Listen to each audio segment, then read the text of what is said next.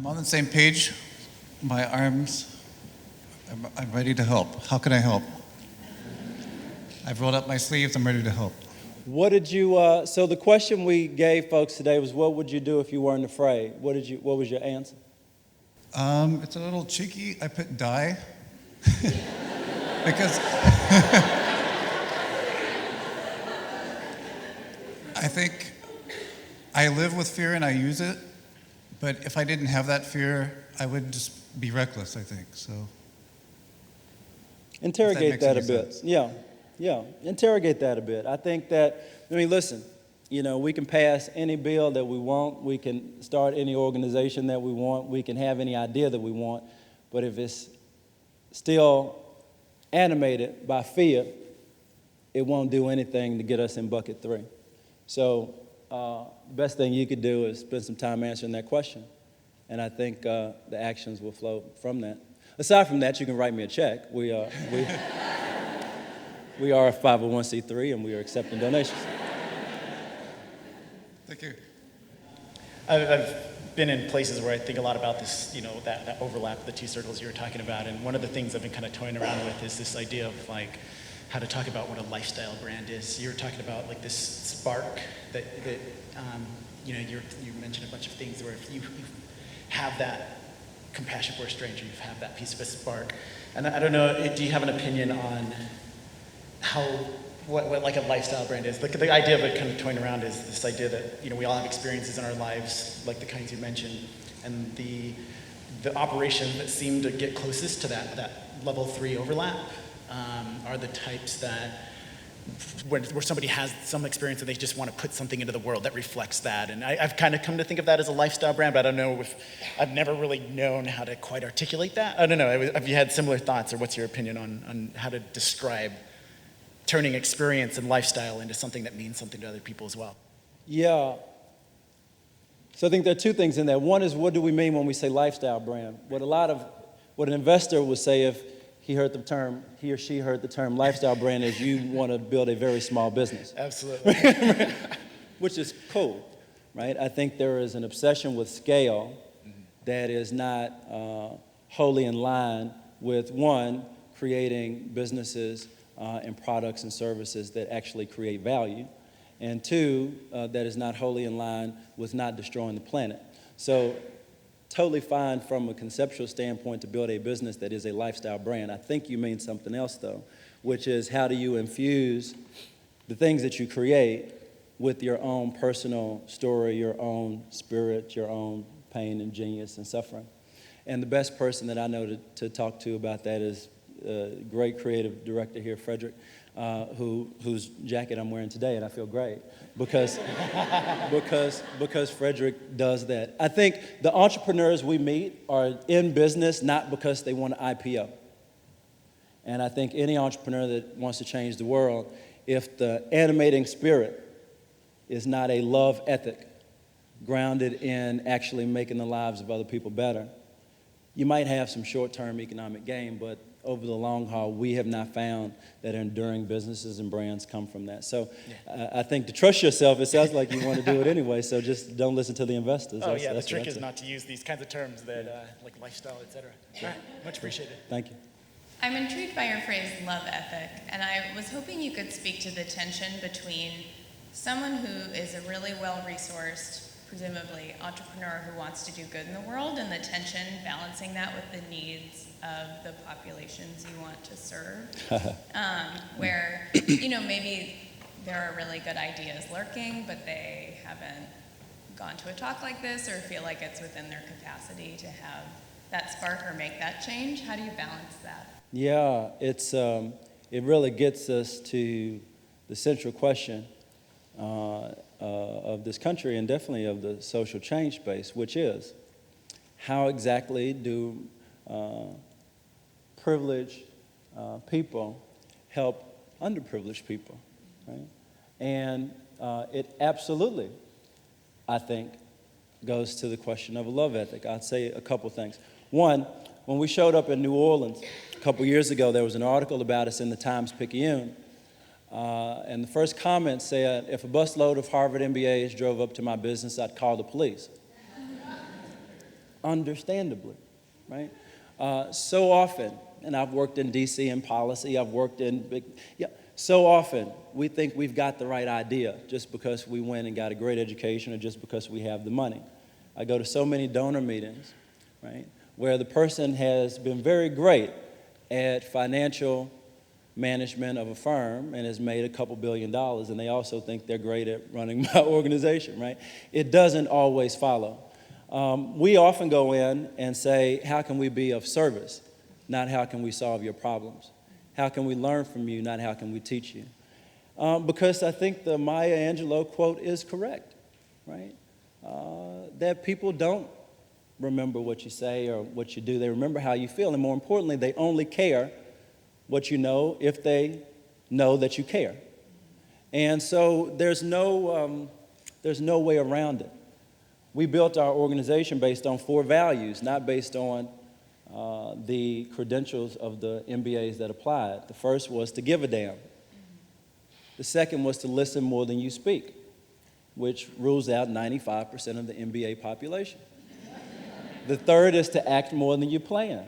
Entrepreneurs don't need 150-page PowerPoint decks. And if you look at much of the work that organizations like mine do, whether in this country or in the developing world, a white paper ain't gonna end poverty in sub-Saharan Africa, right? So when we go to Detroit, a place that is 700,000 people, 82% black, 65% below the poverty line, and we see millions of dollars invested in tech incubators that don't have any co-creation with the people of Detroit. I can't believe that that is based on a love ethic.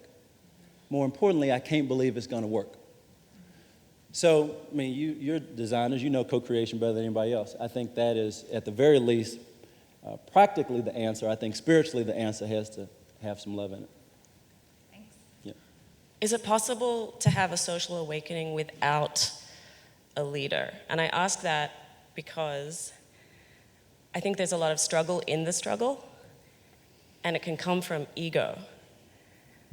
I've experienced that firsthand, and I just want to know your thoughts on whether it's possible to have social awakening without a leader. I think it's impossible to get anything done without leadership. The question is, what is that? And how do we tell good leadership from bad leadership? The first thing I'd suggest is that everybody should read Robert Greenleaf's The Servant as Leader, and use that as a rubric for anybody who comes and tells you that they are going to lead you or lead something. And if they don't match up with that, don't hire. The other is, I'll give it by way of anecdote. The morning of a speech I gave at Harvard Business School for last year's commencement, that basically in many respects made my career over the past year, was a complete disaster. I woke up. It was the coldest day in May in the history of Boston. It was raining. I had had maybe 2 or 3 hours of sleep the night before. I was in a terrible mood. My last run-through had been a complete disaster. And I'm starting to freak out. I said, this is the end of my career. This is gonna be it. I'm gonna fail. And I locked myself in a conference room to try to compose myself, and about 8:30, somebody called me and said Maya Angelou had died. And I didn't know her personally, but it struck me as a terrible omen. On the one hand, Maya knew this was going to be so bad, she didn't even want to be around to see it.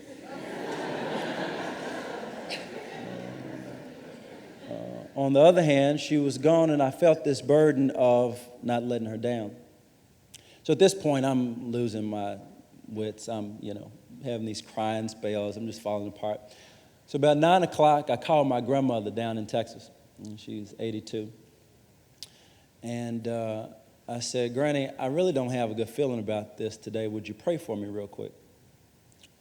Now, my grandmother's a bit of a prayer fascist. I mean, if I, dropped this mic, she would pray for, 2 or 3 days about it. So I knew she would pray.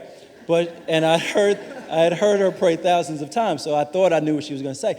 But she said this prayer that totally changed my life, and this is a long way of answering your question.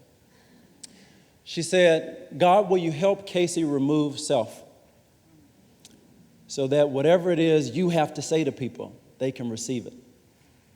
Because there are a lot of cultures, but there's only one mankind, and all of them can hear you if he gets out of the way. And it was a bit like stepping into the Matrix, you know. I had never understood what it meant to be a vessel.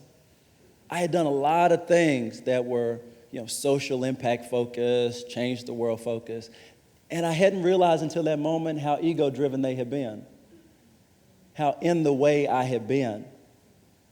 And so really it was like being born again in a lot of ways. So I don't throw the baby out with the bathwater and say that because our leaders have ego problems, then we do not need leaders. Can we love them thickly enough that they can come out of the ego-driven work that we all have done in many ways? That again, the ego is just a manifestation of fear, right? So what would you do if you weren't afraid? I'd get the hell out of the way, right? So that's what I think. Thank you, Casey. As a fellow Southerner, hello. Where are you from? Atlanta. Okay. Yeah. So you talk a lot about fear in this very deep question. When you touched on it a little bit in the last question, but when has been a time where fear has potentially tried to cripple you and you've gotten past it? Or what advice would you have to get past fear? Oh, boy. Well, two things. One, almost dying was particularly helpful and by way of understanding fear in a different way. And I talk about this in the speech that I mentioned earlier. I had always been afraid, and then there I am, my head on the floor, my hands tied behind my back, and a gun to the back of my head. It's a very clarifying exercise. But that gets me to the second point about fear. I accepted that I was going to die. I had a very peaceful internal disposition. I was still scared shitless of being shot in the head. I am, as I stand here today, afraid of practically everything I've been afraid of for 28 years, right? Courage is not an absence of fear, right? All of us are cowards in many ways, at least I am. Question is, can we name the fear? Can we turn on the lights and say, I see you, son of a bitch. And you're not going to win today. It's a daily battle. It's probably a morning, afternoon, evening battle. So find people like my dear friends here who I can say, I'm afraid of this thing, and they can say, Casey, there's nothing to be afraid of. It's not about you. But I think the biggest barrier to us winning the war on fear is the belief that fear has to not exist for us to win the war on fear. We just have to kick its ass every day. We unfortunately only have time for one more question. And I saw you shedding a few tears, so you get the last question, because you made me very happy. Well, and you fired me up. Casey, thank you so much. Thank you. Thank you. And you have moved me and inspired me. And I on behalf of the audience, thank you so much for coming here. Thank and you. Inspiring us. Thank you.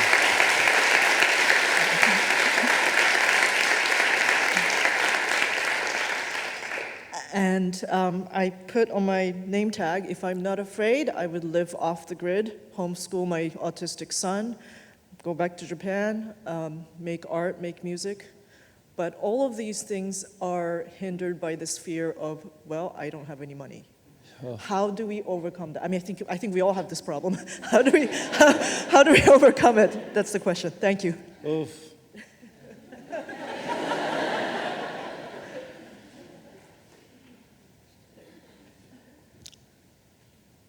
I don't know.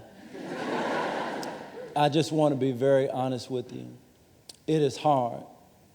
It is hard. My dear friends here know, waking up with your bank account in the red is not fun. and you get very little satisfaction of changing the world when you can't buy lunch. Okay. I'd like to think that over the long course of our lives, we learn something from our suffering. That being broke might actually be central to our work in one way. But that not being broke and not being in Japan and not making art 24 hours a day, right? And not homeschooling 24 hours a day for the entirety of our child's lives doesn't mean that we can't infuse as much time and space as we can with that dream that we have. T.S. Eliot worked at a bank and wrote some of the greatest poetry of the 20th century. I think it was Henry Wallace sold insurance. Wallace Stevens, sold insurance. Wrote some of the greatest, right? So I have had some miserable jobs, and I have made money and have been absolutely miserable. So I have and I have been poor for 28 years. So I have a higher, I think, tolerance for being broke. That is not necessarily good. And my dear friends, again, say enough of this. Stop it, right? So I don't know because it's not a clear answer. And some of us will have to work jobs that we hate and try to squeeze in as much love and passion and dream and work to move this world forward in our off time, in our lunch break, in the evenings, in the mornings, right? Some of us will be crazy enough to jump off the cliff and say, I'll wait tables or I'll, do this or that to make ends meet. There are, in our work, we've come across some entrepreneurs, some groups of entrepreneurs who are exploring post-currency ways of living. So it's possible in the 21st century that we will reimagine capitalism to such a degree that you won't have this question of how do I make money, because we will have taken money out of the question. But then I can't buy Frederick's blazers, so I don't know. But I'm happy to co-conspire with you to hopefully find an answer that works. Thank you all so much. This was great.